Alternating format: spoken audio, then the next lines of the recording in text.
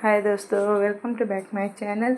मैं ये कहानी का भाग 5 लेकर आई हूँ। तो हम बिना देरी के स्टोरी स्टार्ट करते हैं। नैना जल्दी से खड़ी हो जाती है और राहा के हाथ पकड़कर बोली, प्लीज़ मेरे मिस्टर रायज़ादा का ख्याल रखना। मेरे मिस्टर रायज़ादा आज से आपके हुए। नैना अपना बैग उठाती है और अपने आंसू पोंछते हुए दौड़कर भागकर बाहर चली जाती है, जैसे एक मूवी का पैथेटिक सीन चल रहा हो।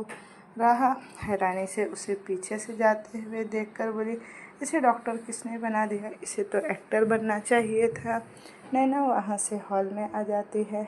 वहाँ पर इस वक्त यतीश बैठा हुआ था। नैना नज़रें फेर कर बोली, मिस्टर रायज़ादा, मैंने आपकी बीवी के ज़ख्मों का इलाज कर दिया है।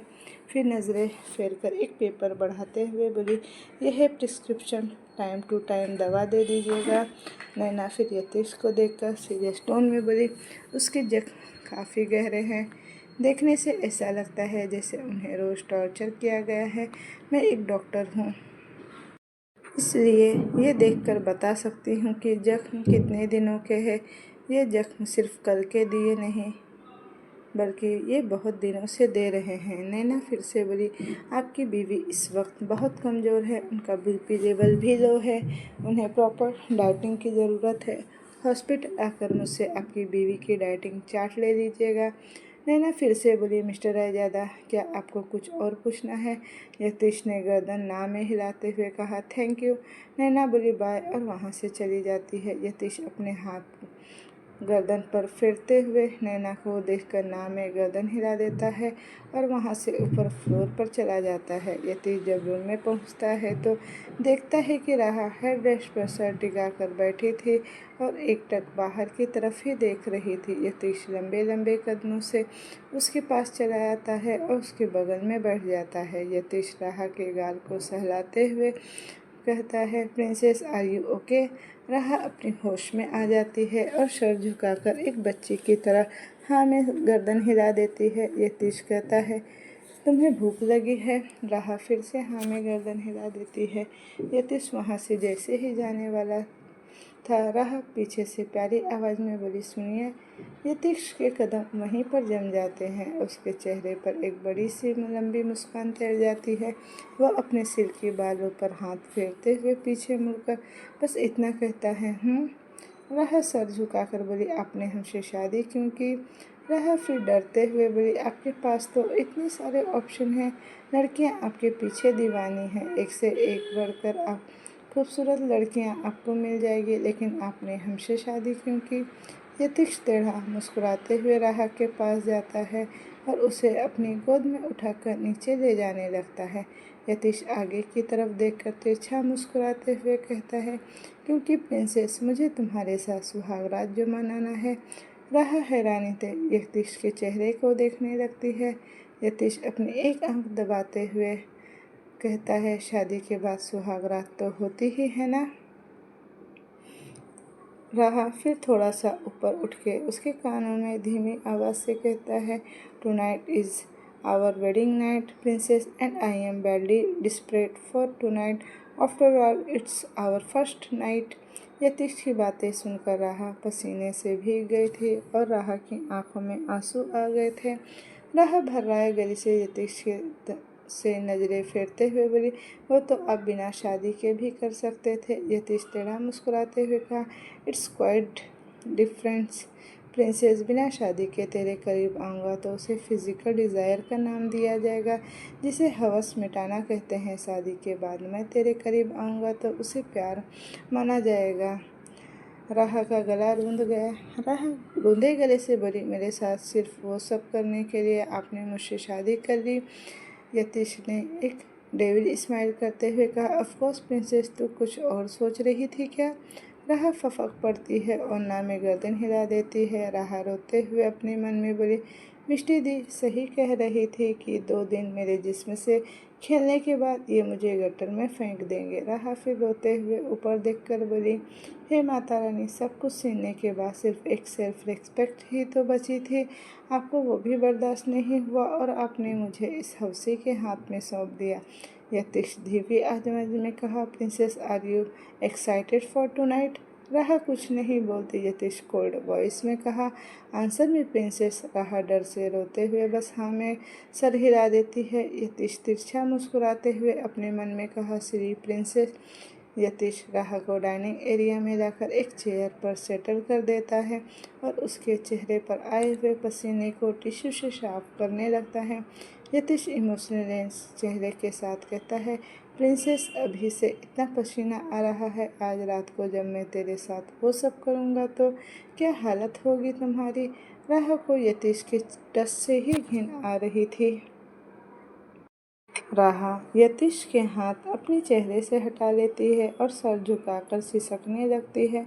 यतीश राहा की टुड्डी पकड़कर उसके छोटे से चेहरे को ऊपर करते हुए एकटक देखने लगता है और तिरछा मुस्कुरा देता है। यतीश राहा को अपने हाथों से खाना खिलाता है।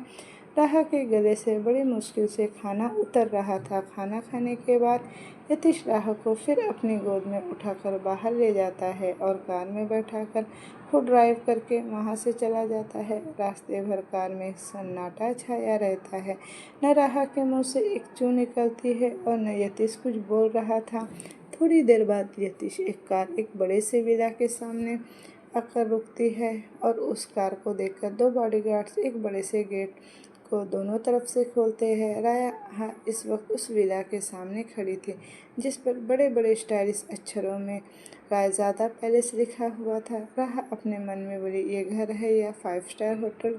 राहा चारों तरफ नज़रें घुमाकर देखते हैं जहाँ हरियाली पेड़ पौधे थे। इस वक्त बहुत सारे सर्वेंट बाहर गार्डनिंग कर रहे थे। कोई पेड़ पौधों को पानी दे रहा था तो किसी के हाथ में प्रूनर था, किसी के हाथ में हथियार था। राहा उन सबको देखकर डरते हुए बोली, सबके हाथों में हथियार क्यों है? ये सब मुझे मारना तो नहीं चाहते ना? यतीश जो राहा के आगे खड़ा था राहा की तरफ देखते हुए कहा, किसी के कलेजे में इतनी हिम्मत नहीं कि प्रिंसेस को मेरे होते हुए मारना तो दूर वो छू भी सके। फिर राहा की कलाई पकड़कर वहाँ से वो पैलेस के अंदर चले जाता है। राहा घिन भरी नज़रों से फिर यतीश को देखकर अपने कमर से उसका हाथ झटक देती है। फिर पलकें झुकाकर धीमी आवाज़ में बोली, दूर दूर रहकर बात कीजिए ना हमसे, हमें अच्छा नहीं लग रहा। यतीश अपने होठों को कड़ करके कहा। इम्प्रेसिव। राहा एकदम ही आगे बढ़ने को थी कि यतीश झट से अपने गोद में राहा को उठा लेता है। राहा हड़बड़ा जाती है और उसकी आंखें हैरानी से फैल जाती है। जितना तुम मुझसे दूर जाने की कोशिश करोगी उतना ही मेरे करीब आ जाओगी और ये ख्याल अपने दिमाग से निकाल दो कि मैं अब तुमसे दूर रहने वाला हूँ। यतीश अपनी आंखें छोटी करके राहा को घूरते हुए ये सब बोल रहा था। थोड़ी देर बाद यतीश और राहा मेन डोर पर खड़े थे और उनके सामने यतीश के फैमिली मेम्बर्स थे। दोनों को एक साथ देखकर सब लोग आंखें फाड़े बस उन्हें ही देख रहे थे। तभी एक औरत आंखें फाड़े राहा को देखते हुए उसके पास आई और राहा के चब्बी चिक्स पर हाथ रखकर सहलाने लगी। उस औरत की आंखों से आंसू टपक पड़ा। राहा सवालिया नज़रों से कभी उस औरत को देखती तो कभी यतीश को। तभी पीछे से एक बुजुर्ग औरत आकर उस औरत के कंधे को पकड़कर कहा, स्वामिनी खुद को संभालो, अब ये बच्ची मिल गई है ना हमें, हम इसे कुछ भी नहीं होने देंगे। स्वामिनी जी आंसू पोंछते हुए मुस्कुराकर बोली, माँ जी पहली बार ये मेरी बेटी बनकर हमारे घर आई है और आज ये पूरे 16 साल बाद मेरी परमानेंट बेटी बनकर आई है। माँ जी आरती की थाल लेकर आइए, मुझे मेरी बेटी की नज़र उतारनी है। स्वामिनी जी की आंखों में भी आंसू खुशी के आ गए। वो तो एकटक राहा के छोटे से चेहरे को निहारे जा रही थी। इधर राहा सवालिया नज़रों से सबको टुकुर टुकुर देख रही थी क्योंकि वो तो यहाँ किसी को पहचानती नहीं थी। राहा अपने मन में बोली, क्या हम पहले भी यहाँ आ चुके हैं, लेकिन हमें तो कुछ याद भी नहीं। स्वामिनी जी जैसे ही राहा की आरती करने वाली थी तभी पीछे से एक लड़की आकर उनके हाथ से थाल छीनते हुए बोली, मॉम भैया और भाभी की आरती मैं करूँगी। वो लड़की इस वक्त एक नी लेंथ फ्रॉक सूट पहनी हुई थी, कंधे तक उसके बाल थे और वो बहुत क्यूट लग रही थी। वो लड़की अपने हाथों में थाल लिए मुस्कुरा कर बोली, भाभी मैं तीहू, यतीश भाई की छोटी बहन और आपकी छोटी ननद। आहन भाई और यतीश भाई मुझे प्यार से जान बुलाते हैं। आप भी मुझे जान कहकर बुला सकते हैं। तीहू प्यार से मुस्कुरा रही थी और ये सारी बातें बोल रही थी। तभी आदित्य जल्दी से तीहू के हाथ से थाली छीनकर कहा, और मैं इसे प्यार से बिल्ली बुलाता हूँ। आदित्य फिर तीहू को घूर कर देखते हुए कहती, ए बिल्ली, अगर तेरा इंट्रोडक्शन सेक्शन खत्म हो गया हो तो मैं स्टार्ट करूँ? आदित्य फिर राह के सामने खड़ा होकर कहा, भाभी, अब तो मुझे पहले से मिल चुकी हो। मैं आदित्य, आपका छोटा सा प्यारा सा क्यूट देवर। तीहू गुस्से से आदित्य के हाथ से तार छुड़ाते हुए बोली, ए बिलौटा भाई और भाभी जी का वेलकम तो मैं ही करूँगी। पहले अपना मेकअप तो ठीक करके आ, तेरे चेहरे पर आटे अब तक लगे हुए हैं। आदित्य बोला, तो वो तो ये पाउडर और वेलकम का क्या कनेक्शन? मुझे भाभी के वेलकम करना है और तू क्यों बिल्ली की तरह बीच में म्याऊं म्याऊं कर रहा है? तीहू गुस्से से बड़बड़ाते हुए बोली। आहान जो उससे दूर खड़ा था वो गुस्से से वो दोनों जिस थाली के लिए लड़ रहे थे उसे छीनकर कहा, तुम दोनों निकलो यहाँ से, रूम में जाकर लड़ लिया करो। भाभी का वेलकम तो अब मैं करूँगा। ये क्या? दो बिल्ली खाने के लिए आपस में लड़ रहे थे और वो खाना तो बंदर ठूस लिया। आदित्य छोटा सा मुंह बनाकर बोला। आहन यतीश्वराह के आरती करने लगा। तभी स्वामी जी जोर से आहन के सर पर टपली मारते हुए बोली, दिमाग क्या घुटने में है तुम्हारा? यह बिना दिया जलाकर आरती कौन करता है? स्वामी जी आहन से हाथ से थाली छुड़ा लेती है। आहन चुपचाप जाकर आदित्य के पास खड़ा हो जाता है। बड़े आए थे बड़े भैया का खौफ दिखाने, आरती तो मैं ही करूँगा, आदित्य बुदबुदाते हुए कहा और हंसने लगा। आहन घूरकर आदित्य को देखता है। स्वामिनी जी इस वक्त राह और यतीश की आरती कर रही थी। सब ऐसे देख रहे थे। राह के चेहरे पर एक प्यारी सी स्माइल आ गई।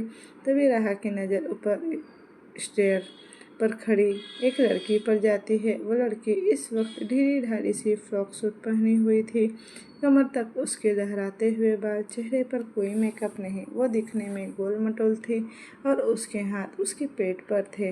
वो दूर खड़ी लड़की एकटक यतीश और राह को ही देख रही थी। उसकी नज़र बस यतीश के इमोशनल चेहरे पर टिकी हुई थी। उसकी आंखों में आंसू लुढ़क कर उसके गाल पर आ जाते हैं और वो फफक कर रोते हुए दौड़ते हुए वहाँ से अंदर की ओर चली जाती है। उस लड़की को देखकर राह को बहुत अजीब सी फीलिंग आती है। तभी स्वामिनी जी राह के सिर पर हाथ फिराते हुए बोली, बेटा पहले सीधे पैर घर के अंदर रखकर अंदर आ जाओ। राह हाँ में गर्दन हिला देती है। थोड़ी देर बाद स्वामिनी जी राह को सबसे मिलवा देती है। स्वामिनी जी एक बुजुर्ग आदमी की तरफ इशारा करती है जो सफ़ेद कुर्ता पजामा पहनकर शान से सोफे पर बैठे हुए थे। बेटा, ये यतीश के दादाजी है, मतलब आपके भी दादाजी हुए। आप इनके पैर छूकर आशीर्वाद लीजिए। राह उनके पैर छूती है। दादाजी के बगल में एक औरत बैठी थी जो उन्हें इशारा करके स्वामिनी जी बोली, बेटा ये आपके दादाजी है। राह उनके भी पैर छू लेती है। दादी जो दादा के पास ही बैठी थी वो दादाजी के कुर्ते से एक नोटों की गड्डी निकालकर राह के सर पे चारों तरफ घुमाने लगती है। राह भी छोटे बच्चों की तरह आंखें रोल कर रही थी। दादी जी एक नौकर को बुलाकर नोटों की गड्डी उसमें थमाकर बोली, मेरे पोता बहू की आने की खुशी में जाकर पैलेस के सारे नौकरों को मिठाई बांट देना। वो नौकर सर झुकाकर वहाँ से चला जाता है। दादी जी मुस्कुरा कर राह के सर पर दोनों हाथ रखकर बोली, दूधो नहाओ पुतो फलो। नहाना और आदित्य की हंसी छूट जाती है जिससे राह awkward हो जाती है। वो डरते हुए आहन और आदित्य की तरफ देखने लगती है। इतना बड़ा घर, नए नए लोग, ये दुनिया उसकी दुनिया से पूरी तरह अलग थी। वो सबको ऐसे देख रही थी जैसे यहाँ लोग नहीं अजूबे रह रहे हो। आदित्य हंसी कंट्रोल करते हुए कहा, भाभी आपको इसका मतलब समझ नहीं आया ना? राह छोटी सी बच्ची की तरह सर हिला देती है। मैं समझा देता हूँ, आदित्य ने कहा। इस पर राह फिर से सर हिला देती है। आदित्य हंसी रोकते हुए कहा, दादी जी आपसे इनडायरेक्टली पर पोता या पर पोती की डिमांड कर रही है। राह दंग रह जाती है और आदित्य ठहाका मारकर हंसने लगता है। राह अपनी आंखें बंद करके दादी की तरफ देखती है। ख्वाहिश तो यही है कि ये सांस छोड़ने से पहले यतीश के बच्चे को अपनी गोद में खिलाऊं। अब तो हमारी उम्र भी हो चुकी है, ज़्यादा से ज़्यादा 5 या 6 साल ज़िंदा रहूँगी। बस हर साल एक पोता पोती तो दे ही दीजिए। दादी जी मुस्कुराते हुए बोली। राहा अपने मन में रोने का कर रहा था। वो ये कहाँ फंस गई। उसकी हालत बैल की आँख में घुसने की तरह हो गई। मतलब शादी अभी तक हुई नहीं और ये सब लोग उससे बच्चे की डिमांड कर रहे थे। इधर ऊपर के फ्लोर पर एक बड़े से रूम में वो लड़की जोर जोर से रोने की आवाज़ आ रही थी। वो बेड पर मुंह के बल लेटी हुई थी और पिलो में अपना मुंह छुपाकर सिसकते हुए रो रही थी। वो लड़की सिसकते हुए बोली, उन्होंने शादी भी कर लिया और किसी ने मुझे बताना तक ज़रूरी नहीं समझा। ये लोग मुझे ऐसे ट्रीट करते हैं जैसे मैं यहाँ एग्जिट ही नहीं करती। वो लड़की फिर अपने पेट पर हाथ रखकर बोली, किट्टू आपको और आपकी मम्मा को यहाँ कोई प्यार नहीं करता। ये बोलकर वो कसकर अपनी आंखें बंद कर लेती है और एक बूंद आंसू लुढ़ककर उसके पीलों पर कहीं जाकर खो सा जाता है। जिस इंसान के ऊपर मैं अंधों की तरह भरोसा किया करती थी, उसके लिए मैंने सब कुछ छोड़ दिया। आज उसी ने मुझे धोखा देकर इस हालत में छोड़ दिया जिस वक्त मुझे उसकी सबसे ज़्यादा ज़रूरत है। उन्होंने मुझे अपनी ज़िंदगी से ऐसे निकाल कर फेंक दिया जैसे मैं चाय में पड़े मक्खी की तरह हूँ। वो लड़की फूट फूट कर रोते हुए जोर से अपने पेट को मुट्ठी में भर कर बोली, आपके नसीब में शायद पापा का प्यार लिखा ही नहीं है। हो सके तो आपकी मम्मा को माफ़ कर दीजिएगा किट्टू, बट आई प्रॉमिस मैं आपको आपके मम्मी पापा दोनों का प्यार दूंगी। इतना प्यार करूंगी आपको कि आपको आपके पापा की ज़रा सी भी याद नहीं आएगी। ये बोलकर वो लड़की पलट जाती है और पीठ के पर लेटकर एकटक सीलिंग को घूरते हुए कहती है, आपके पापा मुझे और आपको छोड़कर किसी और लड़की के पास चले गए। मुझे उस वक्त छोड़ दिया जिस वक्त मैं उनके बच्चे की माँ बनने वाली हूँ। मेरी ना सही उन्हें तो अपने बच्चे की भी कोई परवाह नहीं। नफ़रत करती हूँ मैं आपके पापा से। दुनिया में कोई इंसान किसी से इतना नफ़रत नहीं करता होगा जितना मैं उनसे करती हूँ। मैं उनका साया तक आपके ऊपर पड़ने नहीं दूँगी। साया तो क्या, मैं उनका सरनेम तक आपके नाम से नहीं जुड़ने दूँगी। वो रूंधे गले से बोली, सच अ 100% खुद गर्ज है वो। उस लड़की के आंखों के कोने से आंसू बह रहे थे। इधर तीहू राहा को एक कमरे के सामने लाकर छोड़ देती है और बोली, भाभी ये भाई का रूम है, आप यहाँ थोड़ी देर के लिए रेस्ट कर लीजिए। इधर राहा रूम में आकर घबराते हुए चारों तरफ देखकर बोली, इतना बड़ा रूम, इसमें तो 4 फैमिली आराम से रह सकते हैं। इस वक्त यतीश रूम में नहीं था। तभी राहा की नज़र दीवार पर टंगे एक बड़ी सी तस्वीर पर जाती है, जिसे देखकर राहा झट से अपने चेहरे को दोनों हाथों से छुपा लेती है। तस्वीर पर एक बड़ा सा समंदर और उसके सामने एक कार थी जिस पर यतीश शर्टलेस अपने एक पैर को बैंड करके खड़ा था और अपने हाथ उस पैंट की पॉकेट में डाल रखा था। उसका चेहरा राइट साइड था और आंखों पर शेड्स लगे हुए थे। उसकी मस्कुलर बॉडी और भी ज़्यादा हॉट लग रही थी।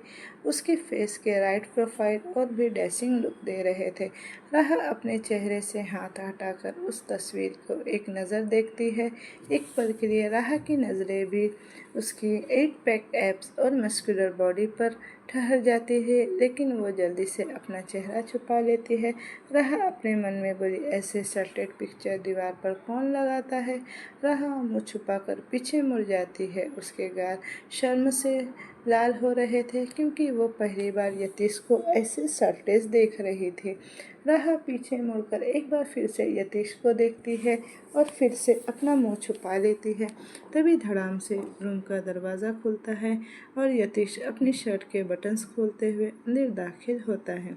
राहा का दिल जोरों से धड़क उठा। यतीश डोर लॉक कर देता है, जिसे डर से राहा के कदम अपने आप पीछे होने लगते हैं। यतीश अपने शर्ट के 3 बटन्स खोलकर उसकी कलाई पकड़कर अपनी तरफ खींच लेता है।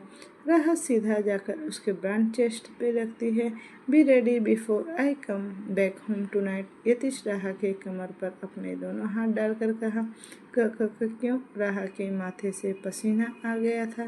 या तो तू बेवकूफ़ है या फिर मुझे बना रही है। प्रिंसेस, आज हमारी सुहागरात है बीवी, और पता है किस चीज़ की?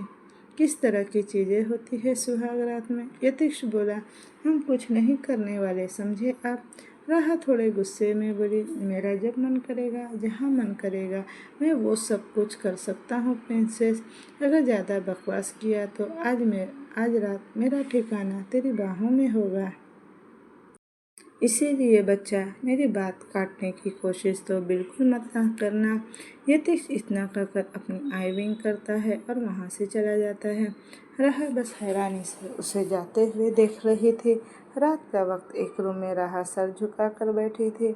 उसकी आंखों से आंसू रुकने का नाम नहीं ले रहे थे।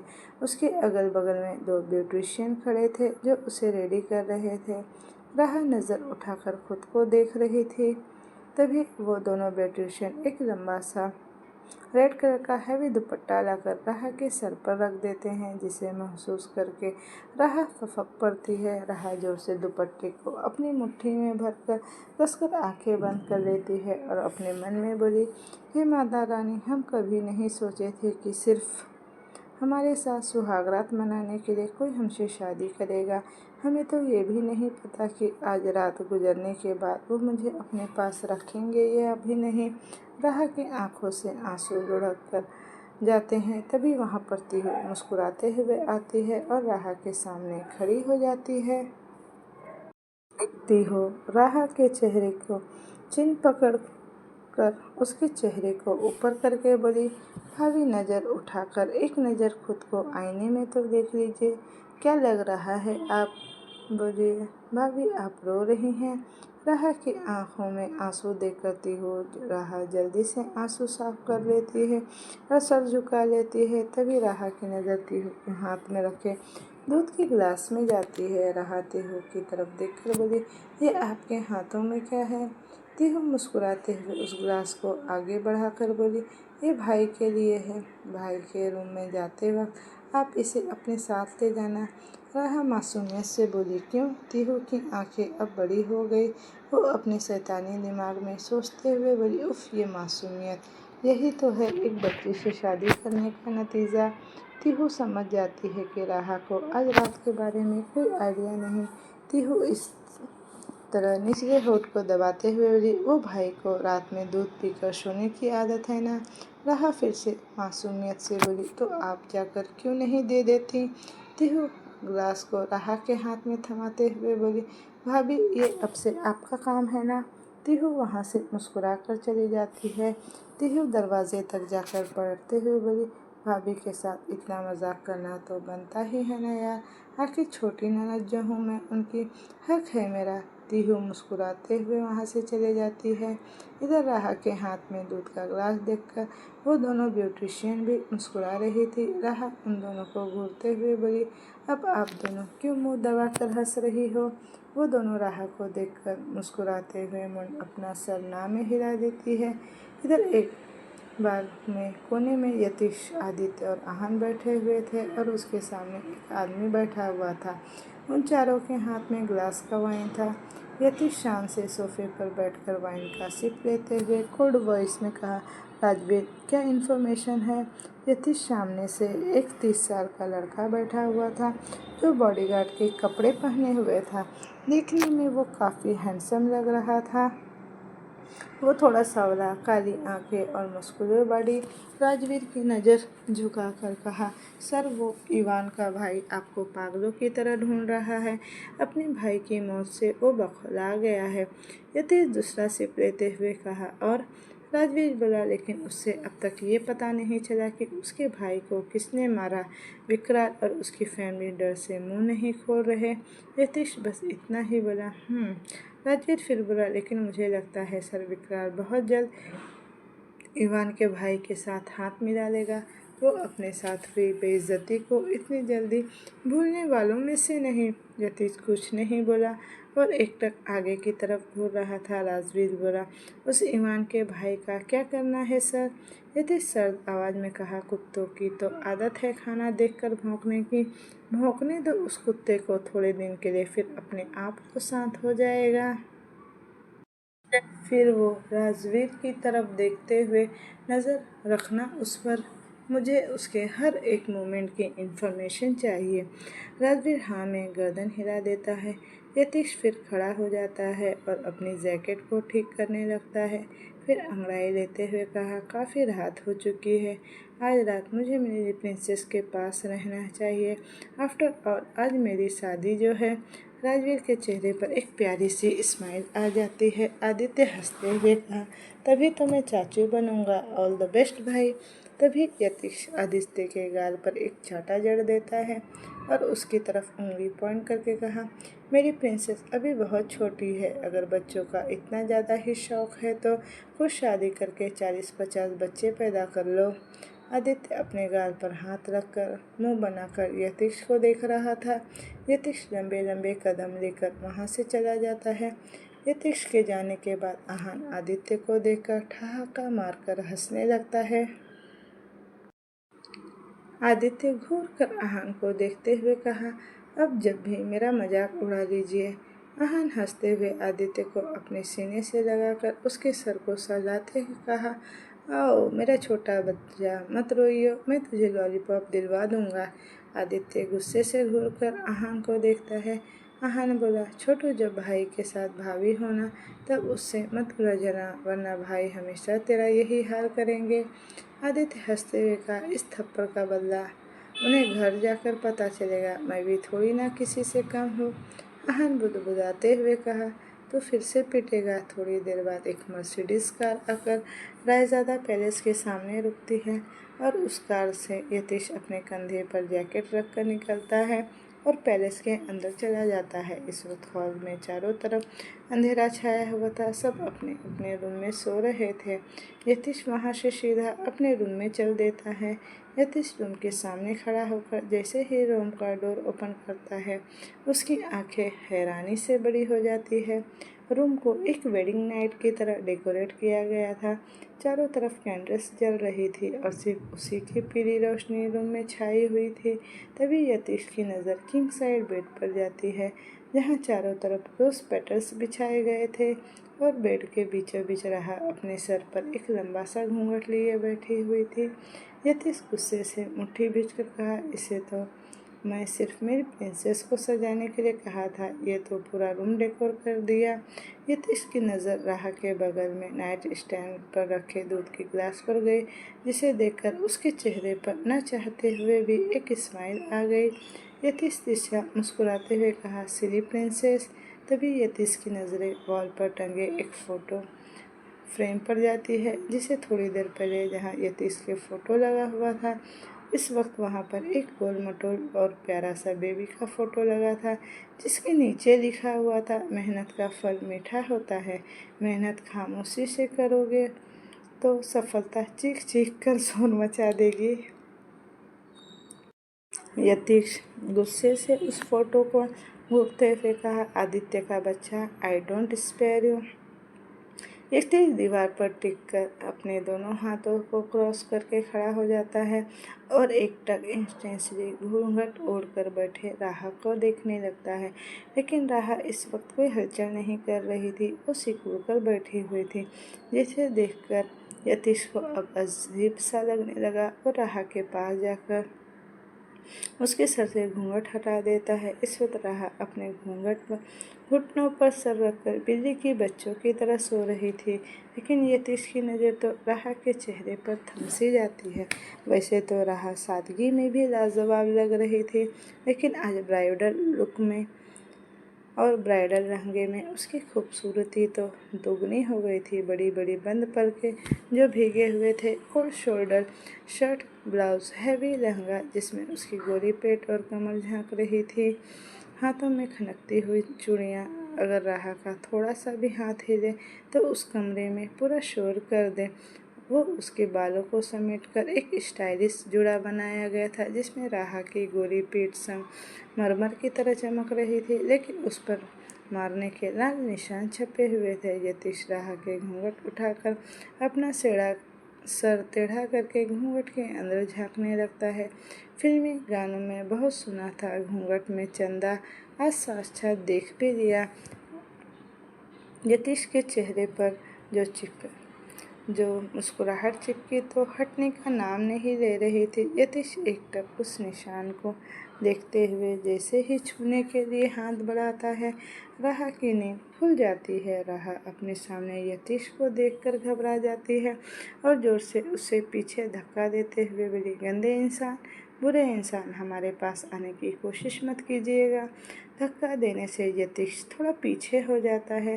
राहा जल्दी से बेड से खड़ी होकर दौड़ते हुए दूर चली जाती है। यतीश तिरछा मुस्कुराते हुए राहा को इंटेंसिटी नज़रों से देख रहा था। आज हमारी सुहागरात है प्रिंसेस, और तुम मुझसे दूर भाग रही हो। It's not fair wifey. राहा घबराते हुए पीछे होते हुए बोली, भाड़ में गई आपकी सुहागरात, नहीं करनी है हमें आपकी बिन सुहागरात, नहीं है हम आपकी बीवी, नहीं, हमें नहीं करना ये सब। यतीश टेढ़ा मुस्कुराते हुए इंटेंसली राहा के सर से पैर तक देख रहा था और उसकी तरफ बढ़ते हुए कहा, तुझे कुछ भी करने की ज़रूरत नहीं है प्रिंसेस, सब कुछ तो मैं ही करूँगा। राहा दौड़ते हुए पीछे जाती है और चिल्लाते हुए बोली, मेरे पास मत आना, वहीं रुक जाइए, पास मत आना मेरे। यतीश राहा को देखते हुए आगे बढ़कर कहा, वरना वरना क्या कर लोगी प्रिंसेस। राहा गुस्से से अपने दोनों हाथ की मुट्ठी बनाकर यतीश की तरफ करते हुए बोली, आपने क्या सोचा, मेरा कोई नहीं, यही सोचकर आप मेरा फ़ायदा उठा लेंगे। मुझे कमज़ोर समझने की गलती मत करना। यतीश राहा का मजाक उड़ाते कहा, ओ प्रिंसेस, तुम तो बहुत स्ट्रांग हो, मकड़ी की जाड़ की तरह। राहा गुस्से से मुट्ठी भींचकर फाइट करने के मूड में खड़ी थी। राहा बोली, आप मेरा मजाक उड़ा रहे हैं, मैं मार्शल आर्ट में भी ब्लैक बेल्ट हूँ, ताइक्वांडो में 2nd degree, judo and karate में 3rd डिग्री, वो हमें कुंग फू भी आता है। यतीश तिरछा मुस्कुराते हुए राहा को देख रहा था। Really princess, so let's go. ये ताइक्वांडो, जूडो, कराटे, कुंग फू, ये सब के सब बेड पे खेलने जाते हैं ना। यतीश एक कदम आगे बढ़ता तो राहा 2 कदम पीछे हो जा रही थी। राहा का उसके ऊपर चढ़कर चिल्लाते बोली, हमने कहा ना, हमसे दूर रहिए, हमारे करीब मत आइए, दूर रहो हमसे। यतीश मुस्कुराते हुए दौड़ते हुए राहा के नज़दीक जाने लगता है तो राहा फुदक कर काव से दूसरी तरफ कूद जाती है और चिल्लाते हुए बोली, दूर रहिए हमसे। लेकिन यतीश राहा की बातों को अनसुना करके उसकी तरफ बढ़ने लगता है। राहा काव से 3 कुशन उठाकर यतीश की तरफ फेंकते हुए बोली, हमारे करीब मत आइए, वरना मैं मार डालूंगी आपको, काट डालूंगी, चीर डालूंगी, फोड़ डालूंगी, फाड़ डालूंगी मैं आपको। यतीश बड़े स्टाइल से उस कुशन को कैच करके बेड पर फेंक देता है। राहा गुस्से से एक फ्लावर पॉट उठाती है और यतीश की तरफ मार देती है। यतीश पर वो फ्लावर पॉट लगता उससे पहले ही यतीश साइड हट जाता है, जिससे वो फ्लावर पॉट दीवार पर लगकर टुकड़े टुकड़े हो जाता है। यतीश के चेहरे पर एक लंबी सी मुस्कुराहट आ जाती है। यतीश को टेढ़ा मुस्कुराते हुए कहा, नाइस शॉट प्रिंसेस, लेकिन तू अपने सुहागरात के दिन ही विधवा होना चाहती हो क्या। राहा जल्दी से एक नाइफ उठाकर बोली, मेरे पास मत आइएगा, नहीं तो मैं छुरी आपके सीने में घोंप दूंगी। यतीश राहा की तरफ बढ़ते हुए कहा, fuck off, fruit cutting knife से। यतीश सिंह रायजादा का गला काटना चाहती हो प्रिंसेस। यतीश जल्दी से राहा के लहंगे को पकड़ लेता है, लेकिन राहा के भागने के चक्कर में उससे लहंगे की डोरी निकलकर यतीश के हाथों में ही रह जाती है। लहंगा स्कर्ट राहा के कमर से फिसलकर नीचे गिर पाता उससे पहले ही राहा जल्दी से स्कर्ट को पकड़कर रोते हुए बोली, ये आप कितने गंदे इंसान हैं, मेरे साथ ये कैसी गंदी गंदी हरकतें कर रहे हैं आप। राहा अपनी स्कर्ट संभाले खड़ी हुई थी। वो पहले से ही इतने लहंगे की स्कर्ट में कंफर्ट नहीं थी, अब तो उसके लहंगे की डोरी भी खुल गई थी। यतीश फिर से जैसे ही राहा को पकड़ने वाला था, राहा रोते हुए चिल्लाकर बोली, मम्मी बचाओ, और वहाँ से भाग जाती है। लेकिन इस बार राहा के ब्लाउज के लटकन यतीश के हाथ से लगकर टूट जाते हैं और वो लटकन यतीश के हाथ में ही रह जाते हैं। राहा जल्दी से अपनी पीठ पर हाथ रखकर देखती है, लेकिन उसके ब्लाउज की डोरी तो पहले ही टूट चुकी थी। वो एक हाथ से ब्लाउज संभाल कर खड़ी थी और दूसरे हाथ से स्कर्ट। रोते हुए यतीश को देखकर बोली, आप बहुत गंदे इंसान हैं।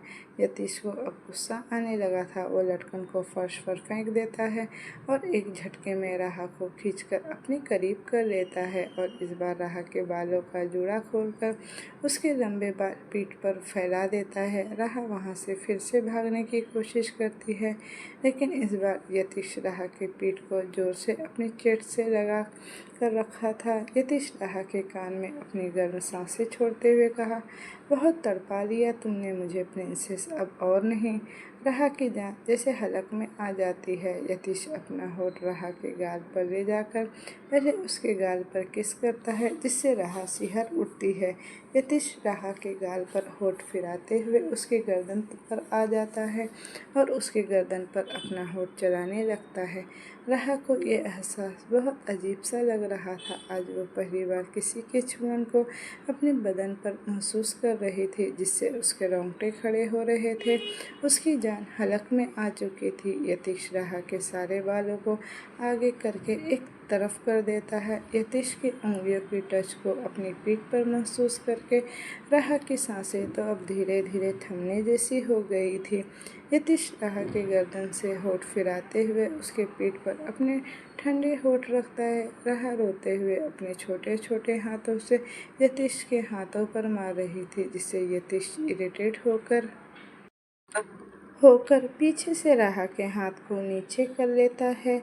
यतीश राहा के कंधे से ब्लाउज को नीचे खिसका देता है। राहा की आंखों से आंसू निकलकर यतीश के हाथों पर गिर रहे थे। यतीश एक झटके से राहा को अपनी तरफ करता है और उसके गाल को सक करने लगता है और उसकी खुली पीठ पर सेंसुअल तरीके से अपनी उंगली फिराने लगता है। राहा की बदन इतनी सॉफ्ट थी कि जिसे छूकर तो अब यतीश पागल सा हो गया था। उसका मन कर रहा था कि वो राहा के बदन को अब हर जगह छूकर महसूस कर ले। आज वो पूरी तरह से राहा को अपना बना लेना चाहता था, उसके जिस्म को पा लेना चाहता था। यतीश राहा को अपने एक हाथ से कंधे पर उठा लेता है, जिससे वो जिम का डंबल उठा रहा हो, और बेड की तरफ बढ़ने लगता है। यतीश राहा को बेड पर पटकता है और राहा डर से अपनी आंखें बंद करके जोर से यतीश के नेक टाई को पकड़ लेती है, जिससे यतीश भी खुद को संभाल नहीं पाता और वो दोनों धड़ाम से बेड पर जा गिरते हैं। यतीश को अपने इतने नज़दीक देखकर राहा का तो अब बदन कांप रहा था और यतीश राहा के दोनों तरफ बेड पर हाथ रखकर उसके बदन को अपने बदन के नीचे महसूस कर पा रहा था। यतीश के लिए अब खुद को संभाल पाना बहुत मुश्किल हो गया था। वो तो पहले ही राहा की खूबसूरती का कायल हो चुका था और इस खूबसूरती को वो अपने इतने करीब पाकर यतीश अब हद से गुजर जाना चाहता था। यतीश राहा के सुराहीदार गर्दन पर अपने होठ रखकर गहरी आवाज़ में कहा, प्रिंसेस। राहा की पलकें झुक जाती है और वो दोनों इतने नज़दीक थे कि दोनों की नोज़ आपस में टच हो रही थी। दोनों की सांसें आपस में घुल रही थी, जिससे राहा की बॉडी पर झुरझुरी सी हो रही थी। Welcome to my world princess. अपनी नई दुनिया कैसी लग रही है? यतीश अपनी गहरी आवाज़ में कहा। मामा, मेरा मतलब है हम कुछ समझे नहीं। राहा के गले से बमुश्किल बस इतना सा ही निकला। आई मीन, यहाँ आके आपको कैसा लगा? यतीश राहा के पेट पर उंगली घुमाते हुए कहा। तो राहा उचक जाती है। अच्छा लग रहा है। राहा गहरी सांस लेते हुए बोली, फैमिली के मेंबर्स? यतीश ने कहा। तो राहा ने कहा, अच्छे हैं। और मैं? यतीश बड़ी शराफत से कहा। राहा के होठ सुर्ख पड़ जाते हैं। हया से पलकें झुक जाती है। टेल मी प्रिंसेस, यतीश भौहें चढ़ाकर कहा और उसके नाक पर किस कर देता है। आप भी अच्छे हैं, लेकिन थोड़ा थोड़ा। राहा इतना कहकर नज़रें दूसरी तरफ फेर लेती है। यू मीन थोड़ा थोड़ा अच्छा हूँ? यतीश अपनी आंखें छोटी करके कहती है, मतलब थोड़ा थोड़ा अच्छा और थोड़ा थोड़ा गंदा। राहा इतना कहकर अपनी जीभ दबा लेती है।